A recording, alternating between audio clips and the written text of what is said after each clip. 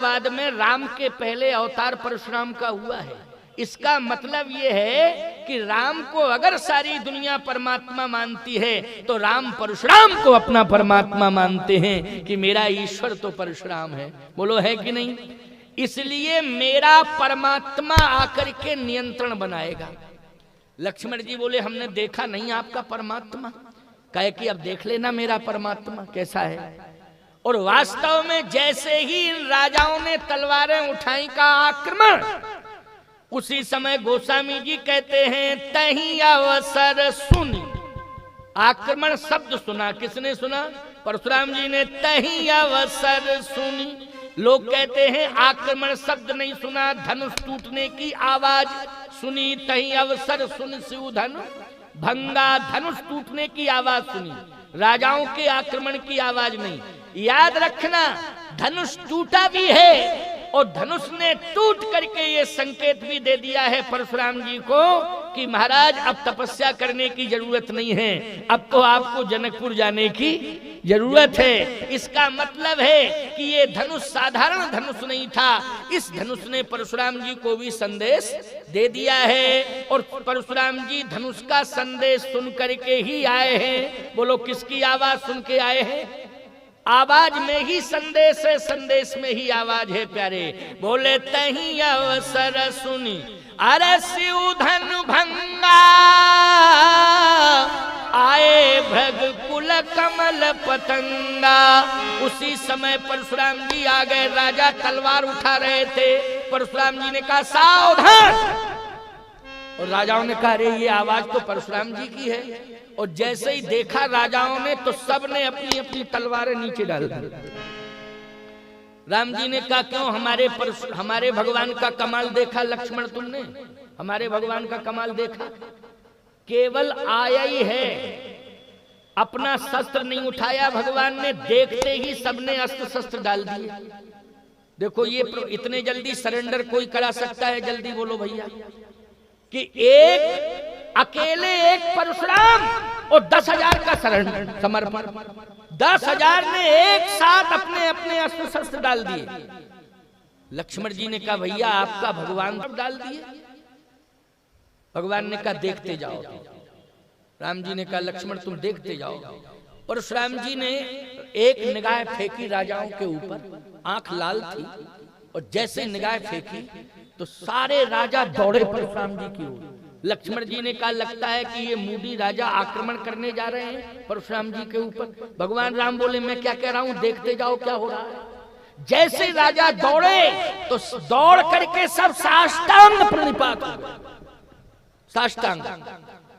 लक्ष्मण जी ने कहा ये तो समर्पण कर दिया सबने। कहा अभी देखते तो जाओ कमाल, अभी तुम देखते जाओ, देखते जाओ। जैसे ही समर्पण किया राजाओं ने, परशुराम जी ने कहा खड़े हो जाओ। अब कहां पे? कौन हो तुम? पितु समेत कही कही निज नाम, और लगे करन सब दंड प्रणाम। अपने पिता का नाम और पिता के पिता का भी नाम लिया और कहा कि अमुक सन में आपने अपने फरसे से हमारे पिताजी के पिताजी का मस्तक काट दिया था, हम उनके नाती हैं। अच्छा साइड में खड़े हो जाओ, साइड में खड़े हो। अब कहां पे? और कहे कि पत्नी ने रोका था कि दूसरी शादी अच्छी नहीं होती है। मरने जा रहे हो क्या? और वास्तव में मौत आ गई सामने, देखो मरने जा रहे हैं। अब देखो मौत आ गई है, फरसा दिखाई दे रहा है। और कहां पे? दूसरे राजा से कहा तुम कौन? उसने भी कहा अमुक देश का राजा हूं, ये घटना। अच्छा साइड में खड़े हो जाओ। जितने राजा थे प्रणाम करते गए। परशुराम जी ने साइड में खड़ा कर दिया। कहा जब तक मैं कहना दूं जाना नहीं, लाइन में खड़े रहना। अगर किसी ने जाने की हिम्मत की तो देखा ये फरसे का कमाल। कहा बिल्कुल जानता हूं, जा ही नहीं सकता हूं, मरने जाऊंगा क्या? और मरना तो वैसे भी है, इसलिए सब साइड में खड़े हैं। अब जनक जी का बोध देखें आप, राजा कांप रहे हैं। जनक जी महाराज जैसे प्रणाम करने के लिए आए तो परशुराम जी ने कहा जनक ये भीड़ कैसी है? कहा महाराज बेटी की शादी है। अच्छा बेटी की शादी है, निगाह धनुष के ऊपर गई, कहा बेटी की शादी है, लेकिन बेटी की शादी में धनुष की दुर्दशा कैसी? कौन ऐसा उद्दंड व्यक्ति आया जिसने तुम्हारी बेटी की शादी में यह दुस्साहस किया कि धनुष को तोड़ दिया? विवाह से धनुष का क्या लेना देना था, लेकिन उसका नाम बताओ किसने तोड़ा? कौन था उद्दंड? इन्हीं सब में कोई था क्या? ये बताओ किसने तोड़ा? एक राजा बोला बहुत अच्छा हुआ जो हम लोगों ने तोड़ा नहीं। अच्छा ही हुआ, जो काम होता है वो अच्छा ही होता है। अगर तोड़ देते तो ये मुसीबत सामने आ रही थी। देखो, इसका मतलब है कि प्राण बच गए। परशुराम जी ने कहा, जनक मैं मानता हूं कि तुम सत्यवादी हो, तुम कभी झूठ नहीं बोल सकते हो, और ये भी मैं जानता हूं कि तुम धनुष का सम्मान करते हो। ये भगवान शंकर का धनुष है, इसका सम्मान तुम्हारे राज्य में होता रहा, अभी तक इसका सम्मान सुरक्षित रहा, लेकिन टूटने का मतलब है अपमान। और किसने अपमान किया है? तुम्हारे रहते हुए अपमान हुआ है। ये मैं जानना चाहता हूं, किसका दुस्साहस है, उसको बताओ। जनक जी ने सोचा कि झूठ बोल नहीं सकता, क्योंकि झूठ बोलने की परंपरा नहीं है। याद रखना, ना अयोध्या की है ना जनकपुर की है। और जहां झूठ नहीं बोला जाता है उसको कलिकाल में आज भी अयोध्या मानते हैं। जिसके घर में झूठ नहीं बोला जाता है वो अयोध्या का घर है, वही जनकपुर का घर है। देखो भैया, कोई कारण विशेष पड़ जाए अलग बात है, झूठ बोलो, लेकिन अकारण में झूठ बोलने की आदत नहीं डालना चाहिए। लेकिन आज प्रायः हम देखते हैं कि लोग अकारण में झूठ बोलने लगे। बोलो, बोलने लगे कि नहीं? महात्मा गांधी ने आंदोलन चलाया, सदा सत्य बोलो, तो लोगों ने कहा गांधी जी ये सदा सत्य बोलो नहीं चल पाएगा, कौन बोलेगा सदा सत्य? सदा सत्य, सत्य ही सत्य बोलते रहो, धंधा चौपट, सब चौपट, सत्य बोलो सत्य बोलो। गांधी जी ने कहा मेरी बात तो सुनो, समझने की कोशिश किया करो। सदा सत्य बोलने का अर्थ जानते हो क्या होता है? क्या? लोगों ने कहा सदा सत्य मानी हमेशा सत्य बोलो, हमेशा सत्य बोलो। हमेशा सत्य कैसे हम लोग बोल पाएंगे? कहा अकारण असत्य बोलना बंद करो, अकारण असत्य बोलना बंद कर दो।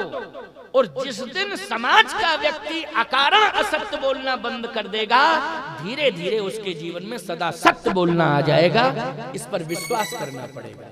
तो अकारण असत्य बोलने की, मिथिला में तो कोई असत्य बोलते ही नहीं, अयोध्या में कोई असत्य नहीं बोलता।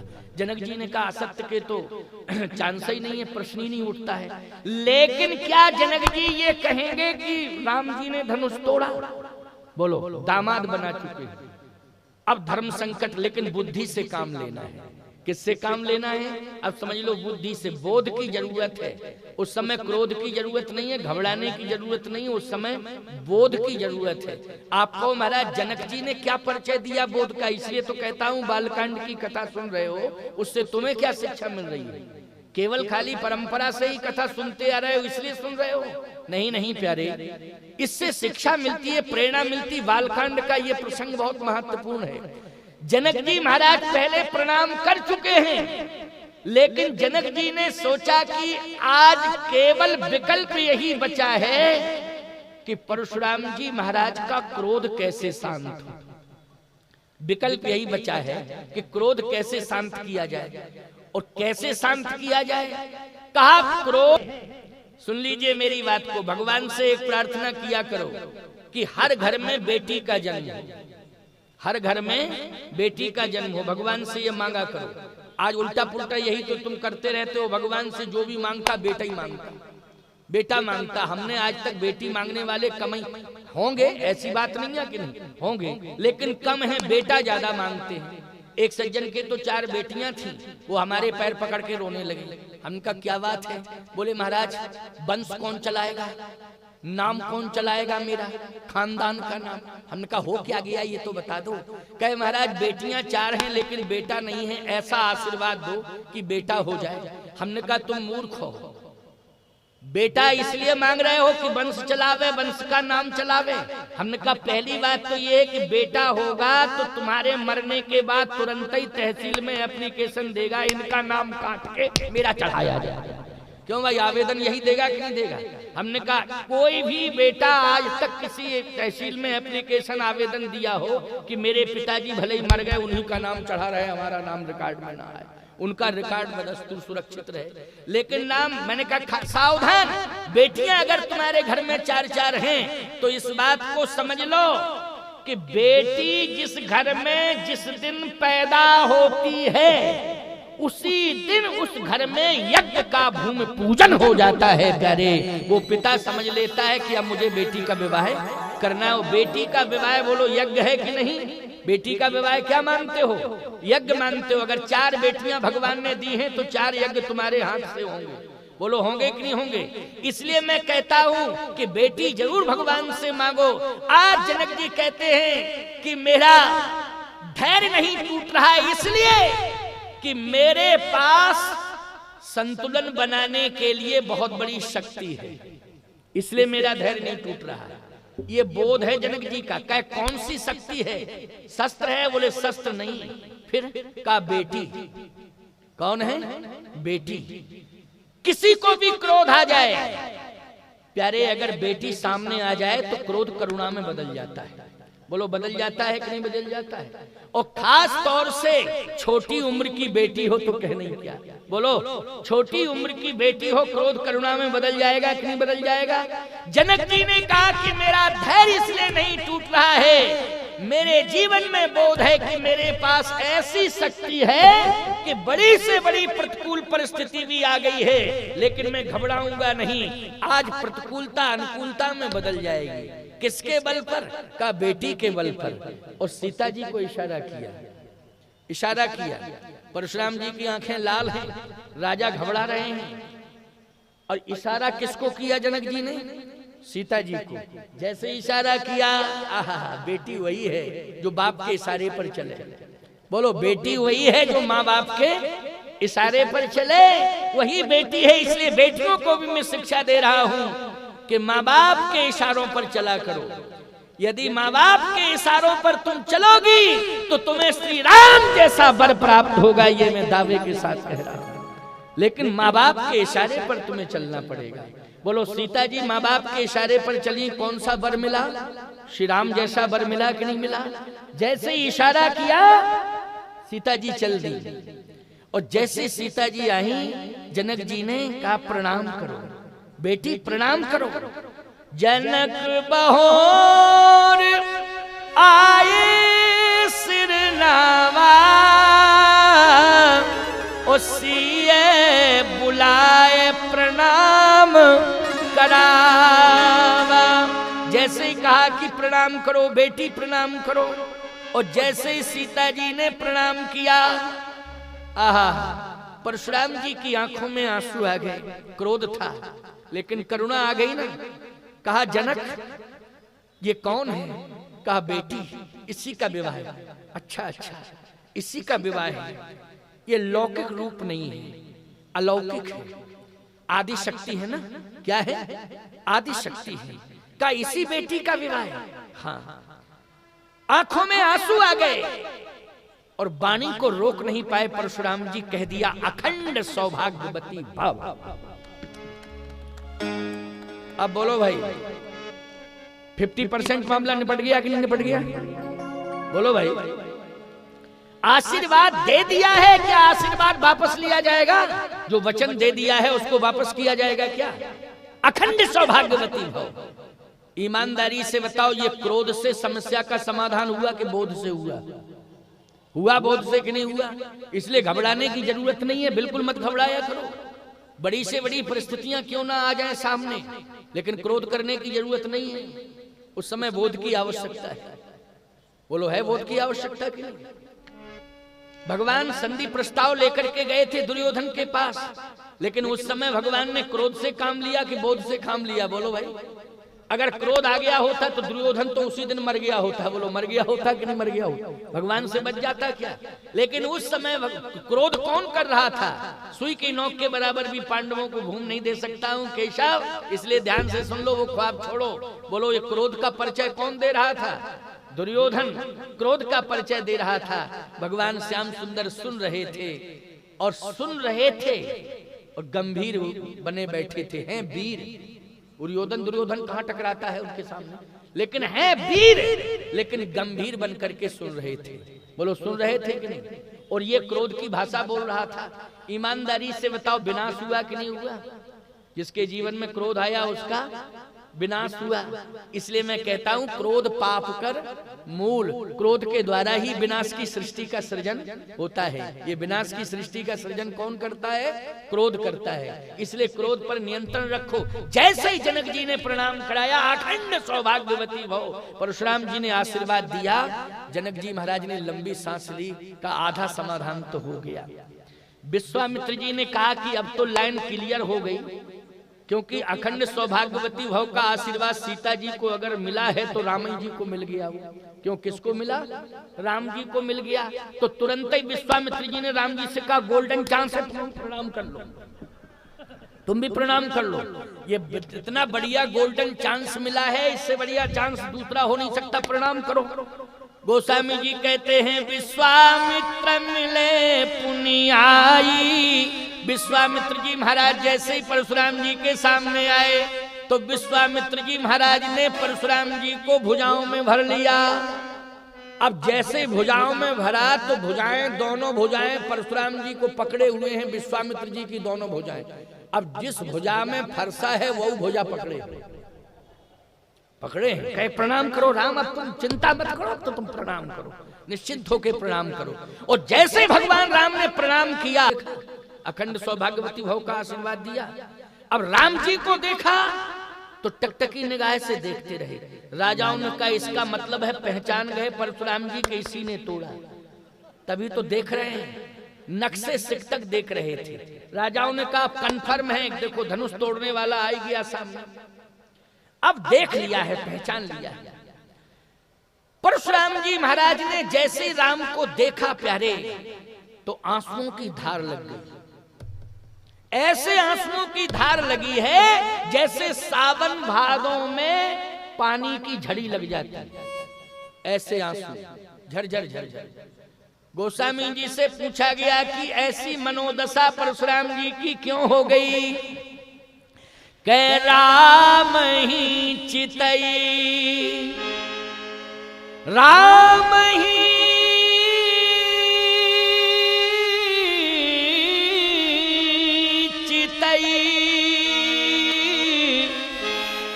रहे थक लोचन,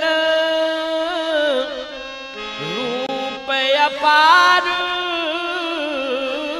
मार मदमोचन। श्री राम जी को टकटकी निगाह से देख रहे हैं और कहते हैं ऐसा रूप मैंने अभी तक देखा नहीं।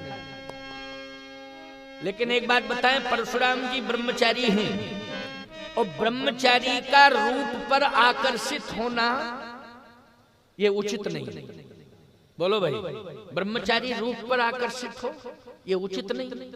लेकिन परशुराम अगर तू रूप पर आकर्षित हो रहा है तो ये लौकिक रूप नहीं है, ये भी अलौकिक रूप है। सीता जी का भी अलौकिक रूप है और राम जी का भी अलौकिक रूप है। बोलो है कि नहीं? राम जी का और सीता जी का लौकिक रूप नहीं है, अलौकिक है, अलौकिकता है। परशुराम आज मैं किसको देख रहा हूं, ये लौकिक रूप नहीं है, ये तो अलौकिक रूप है।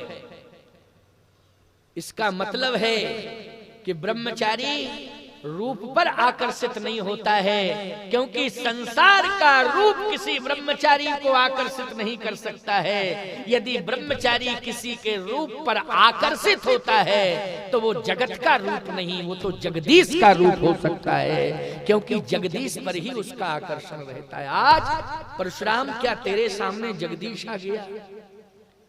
आज तू किसको देख रहा है? भगवान राम हाथ जोड़े खड़े हैं, साहब वीर हैं लेकिन हैं गंभीर, हाथ जोड़े खड़े हैं। परशुराम जी महाराज टकटकी निगाह से देख रहे हैं और फिर धीरे से कहते हैं, बालक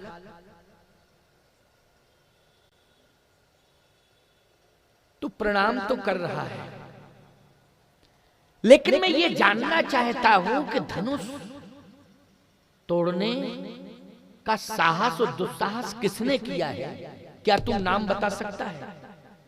ये कन्फर्म है कि सभा में तू था और तेरी सुकोमलता, तेरा स्वरूप, तेरी सरलता और सहजता ये सिद्ध कर रही है कि तू बता सकता है कि किसने तोड़ा है। एक बात आपको बताएं, किसी छोटे बच्चे से झूठ बोलने का रिहर्सल करवाओ तो जिस तरह से रिहर्सल करवा रहे हो वो न बोल करके वो वास्तविकता बोलेगा।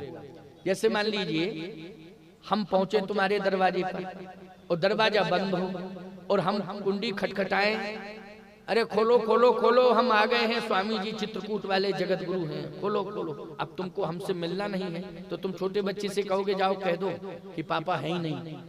अब ये तो कह दिया, वो आएगा और तुरंत कहेगा स्वामी जी पापा कह रहे, जाओ कह दो पापा है। क्यों, यही कहेगा कि नहीं कहेगा? वो बिल्कुल कंफर्म है कि यही कहेगा। वो ये नहीं कहेगा पापा है नहीं, वो अपनी सत्य बात कहेगा। बालक तुम इस सभा में मौजूद रहे, मैं ये जानना चाहता हूं, तुम्हारे रूप को देख करके मैं बलिहार हो गया हूं, तुम्हारी सरलता सहजता से आज मैं प्रभावित हूं, मेरा क्रोध करुणा में बदल गया है। लेकिन मैं ये जानना चाहता हूं कि तुमने देखा है धनुष टूटा है, लेकिन तोड़ा किसने है उसको बता दे। राजाओं ने कहा इसका मतलब है कि मरना हम ही लोगों को है, क्योंकि जिसने तोड़ा है जब सामने पहुंच गया है फिर भी विश्वास नहीं हो रहा, उसी से पूछा जा रहा किसने तोड़ा। अब पता नहीं मूड में आवे किसका नाम बता दे कि किसने तोड़ा। लेकिन राम जी वीर हैं, गंभीर हैं, बोले कुछ नहीं, बोले कुछ नहीं। परशुराम जी ने कहा इसका मतलब यह है कि इस सभा में मुझे ये बताने वाला कोई नहीं है कि किसने धनुष तोड़ा। लेकिन फरसा अब तू इंतजार मत कर, इंतजार मत कर। फरसे ने कहा कि 9:15 बज गए हैं। अब इंतजार, परशुराम जी ने कहा कि मैं कहता हूं, अब देखो 10 मिनट की बात है, इसको जरा सुन ही लो, क्योंकि सुना दे 9:06 हुए हैं अभी अभी, है ना, 9:06, 9:15 नहीं हुए, हम गलती ही देख गए थे। तुम्हारी घड़ी में 9:15 तो नहीं बज गया किसी घड़ी में? ये कह रहे हम घड़ी देख ही नहीं रहे हैं कोई। चलो 10 मिनट की बात और है, जरा सुन। परशुराम जी ने कहा तू अपना कमाल दिखा परशु, क्या इंतजार कर रहा है? तो परशु ने कहा कि क्या कमाल दिखाएं? कमाल क्या दिखाएं? पता तो चले कि किसने तोड़ा।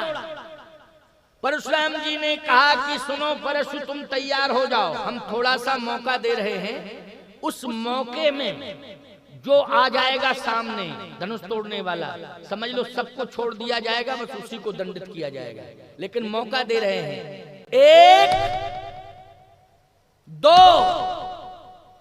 परशुराम जी ने कहा 3 कहूंगा और सामने आ जाना, नहीं तो हम सभी राजाओं के ऊपर पहले फरसा चलाएंगे और जितने राजा हैं पहले उन्हीं को निपटाएंगे। राजाओं ने कहा ये कन्फर्म ही है कि मरना हम ही लोगों को है।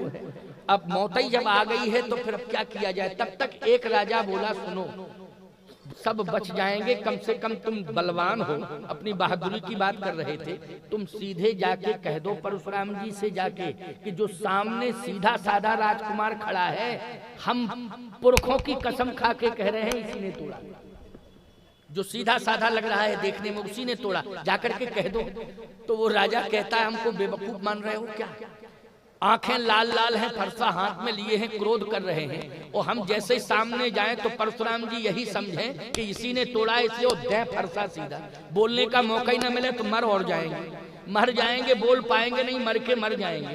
तो अगर चलना है तो सभी चलो इकट्ठे और सीधे जाके कहो नहीं अकेले हम मरने के लिए नहीं जाएंगे, और मरना है तो सबको मार के मरेंगे। अब ऐसे थोड़ी कि अकेले मर जाए, कहा ऐसा नहीं होगा। परशुराम जी ने कहा हम 3 तक गिनती गिन रहे हैं, 3 में सीधे जिसने तोड़ा हो सामने आ जाए, नहीं तो हम फरसा चलाना शुरू करेंगे। 1 2। राम जी तो हाथ जोड़े खड़े, हाथ जोड़े खड़े। अच्छा लक्ष्मण जी जरूर देख रहे हैं कि अब होता क्या है, अब क्या होता है। इधर से उधर, उधर से इधर, इस तरह से निगाह लक्ष्मण जी की। अच्छा विश्वामित्र जी महाराज भी समझ रहे हैं कि जहां राम है वहां संग्राम हो नहीं सकता। बोलो भाई, विश्वामित्र जी ये समझ रहे हैं जहां राम है वहां संग्राम हो नहीं सकता। बोलो ये विश्वास की बात है कि नहीं? ये किसकी बात है, जल्दी बोलो। राम के सामने संग्राम और वो भी संहार, और संहार में भी ऐसा संहार कि जहां जनक जैसा धर्मवान खड़ा हो। बोलो भाई, जहां जनक जैसा धर्मवान खड़ा हो और जहां पर सतानंद जैसा धर्मज्ञ खड़ा हो, और जहां पूर्ण नर नार सुभग सुई संता धर्मशील ज्ञानी गुण वंता, ऐसी धर्मवान जनता उसके सामने इतना बड़ा संघर्ष, और राम के सामने संघर्ष। जहां राम हो वहां संग्राम। विश्वामित्र जी कह रहे हो ही नहीं सकता है, ये विश्वास की बात है। और राम जी बिल्कुल वीर हैं लेकिन गंभीर मुद्रा में खड़े हैं साथ। परशुराम जी ने कहा 1 2, और जैसे का 3, उसी समय भगवान राम हाथ जोड़ के बोल पड़े। 3 कहा और राम जी बोले। जैसे ही राम जी के मुख से शब्द निकला, अच्छा राजाओं ने वो शब्द नहीं सुना राम का, क्योंकि जो मरने वाला व्यक्ति होता है उसको मौत ही दिखाई देती, ना कुछ सुनाई देता है ना कोई दिखाई देता। क्यों भाई? जो मरने की कंडीशन में पहुंचता, तो वो राजा लोग तो यही सोच रहे हैं कि तो फरसा चलने वाला है, निश्चित रूप से अब तो सभी को मरना है। 3 कहा तो 10 मिनट हो गए। राम जी हाथ जोड़े खड़े हैं, उस शब्द बोलना ही चाहते थे, परशुराम जी ने ऐसे इशारा किया, रुको रुको। इसका मतलब है कि तुमने धनुष तोड़ा, तुमने धनुष तोड़ा, या किसी का नाम बताने जा रहे हो कि किसने धनुष तोड़ा? बोलो बोलो बोलो बोलो। अब राजाओं ने सोचा कि बहुत देर हो गई, फरसा चला होगा तो आवाज क्यों नहीं आ रही है? भाई जिसके ऊपर चलेगा वो किच पिच तो कुछ होगा ही, बोलेगा कि नहीं बोलेगा? चुपचाप थोड़ी बर्दाश्त कर लेगा, कुछ तो आवाज आनी चाहिए। लेकिन आवाज नहीं आ रही है, इसका मतलब कुछ और है। आंख खोल के देखो। और जैसे ही आंख खोल के एक राजा ने देखा, अरे बोले सब बच गए, मौत से बच गए, प्राण बच गए, सबके मौत से छुटकारा मिल गया। खोलो आंखें। क्यों? बोले धनुष तोड़ने वाला तो सामने खड़ा है और कुछ बोलना चाहता है, अब डरने की जरूरत नहीं है। राजाओं ने लंबी सांस ली।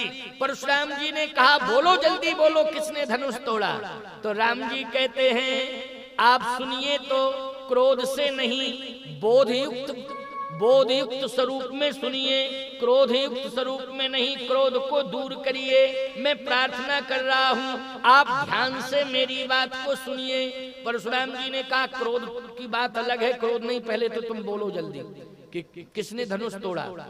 तो राम जी कहते हैं नाथ संबुधन, नाथ संबुधन भंजनहारा,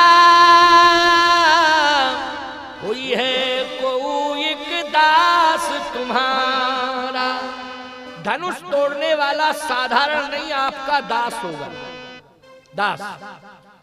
परशुराम जी ने कहा दास, तो ये बताओ इन सब में कौन दास है? जरा उसको हम समझ तो लें कि तू दास कैसा था, इसने इतनी बड़ी उद्दंडता की। जल्दी बोलो कौन है दास? अब राजा लोग सोच रहे पता नहीं किसको दास मान बैठे, वो मूड में आकर के फरसा दे दे तो मार और जाएगा। स्पष्ट नहीं बोलता है कि मैंने धनुष तोड़ा, ये कह रहा कोई दास होगा। अरे ये कहना चाहिए कि मैं ही दास हूं, मैंने तोड़ा। अरे दास ही कहना चाहिए, कहो मैं ही दास हूं आपका, मैंने ही तोड़ा। कोई है कोई एक दास, कोई एक दास, कोई होगा कोई दास, पता नहीं किसको दास मान बैठे। परशुराम जी ने कहा दास नहीं, वो मेरा शत्रु है, लेकिन उसका नाम बताओ, तुम धनुष किसने तोड़ा, नाम बताओ उसका। अब राम जी ने कहा महाराज कह तो चुका हूं कि कोई दास है, लेकिन आप क्रोध में समझ ही नहीं पा रहे हैं। इतना क्रोध है आपके कि आप दास को पहचान नहीं पा रहे हैं। अगर क्रोध को दूर कर दिया जाए तो दास समझ में आ जाएगा। लक्ष्मण जी ने कहा एक बात बताएं भैया, पूरा 17 तारीख तक ये सम्मेलन हो जाएगा, लेकिन फैसला नहीं हो पाएगा, फैसला नहीं हो पाएगा। क्यों? इसलिए कि आपकी लैंग्वेज और बाबा जी की लैंग्वेज में तालमेल नहीं है। आप दास कह रहे हो, वो समझ नहीं रहे, वो समझ नहीं रहे हैं। अगर आपकी आज्ञा मिल जाए तो हमारी लैंग्वेज और बाबा जी की लैंग्वेज बिल्कुल डायरेक्ट मिल रही है। अगर आपकी आज्ञा मिल जाए तो थोड़ा सा मौका दे दो कि हम बता दें कौन दास है कौन खास है। अगर आप कह दें भगवान थोड़ा कौतुक देखते हैं, मुस्कुरा गए मन ही मन, कहे अच्छा ठीक है तुम्हारा मन है तो कुछ थोड़ा बोल लो। और जैसे ही लक्ष्मण जी थोड़ा सा फ्रंट पर आए, राजाओं ने कहा कि ये क्लियर बोलेगा, हाँ ये बिल्कुल क्लियर बोलेगा, क्योंकि तेज तर्रार है, ये साधारण नहीं है, ये तो बोलता कुछ नहीं है और खड़ा रहता है हाथ जोड़े। सरल तो है, लेकिन इतना सरल होना भी ठीक नहीं है कि समस्या पैदा कर दे सरल। और देखो ये बोल नहीं रहा, पता नहीं समस्या कितनी बड़ी पैदा होती है अगर ये सामने नहीं आता, छोटा वाला गोरा गोरा राजकुमार, तो समस्या पता नहीं फरसा किसके ऊपर चलता। लेकिन आगे आप समाधान हो जाएगा। लक्ष्मण जी जैसे सामने आए, परशुराम जी ने कहा एक बात बताओ, हम समझ रहे हैं कि तुम फ्रंट पर आ गए हो, धनुष तुमने तोड़ा। परशुराम जी बोले ये बताओ तुम्हारा था। परशुराम जी बोले धनुष तुमने तोड़ा। लक्ष्मण जी बोले ये बताओ आपका था, पहले ये बताओ आपका था क्या। परशुराम जी ने कहा मेरा नहीं था, मेरा नहीं था। तो लक्ष्मण जी बोले फिर आपके बाप का था क्या, इतनी बातें क्यों कर रहे हो। परशुराम जी ने कहा मेरे बाप का था, मेरा नहीं था, लेकिन मेरे बाप का था। तो आपके बाप कौन है, परिचय दे दो जरा, आपके बाप हैं कौन, परिचय दे दो। कहा मैं ब्रह्मचारी हूं और मेरे विरक्त संस्कार हुए हैं और मैंने भगवान शिव को अपना गुरु माना है। विरक्त परंपरा में जो गुरु होता है वही बाप होता है। बोलो भाई, जैसे हमारे राजस्व रिकॉर्ड में जो बल्दियत डली है वो जन्म देने वाले बाप की नहीं डली है, हमारे गुरु की डली है।